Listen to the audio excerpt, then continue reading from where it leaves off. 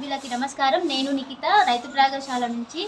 అయితే ముందుగా రైతు మిత్రులందరికీ కూడా సంక్రాంతి శుభాకాంక్షలు. రేపు అనగా 14వ తారీఖు, 15వ తారీఖు, 16వ తారీఖు ఈ రైతు ప్రయోగశాలకి సెలవు ప్రకటించడం జరిగింది. ఈ 3 రోజులు కూడా రైతులకు ఏ విధమైనటువంటి సేవలు అనేవి అందించడం కుదరదు. అందువలన మళ్ళీ 17వ తారీఖు రైతు ప్రయోగశాలను రీఓపెన్ చేయడం జరుగుతుంది. ఎప్పటిలాగానే 17వ తారీఖు నుంచి రైతు మిత్రులందరికీ కూడా సేవలు అందించబడతాయి. రైతు మిత్రులకి ధన్యవాదాలు.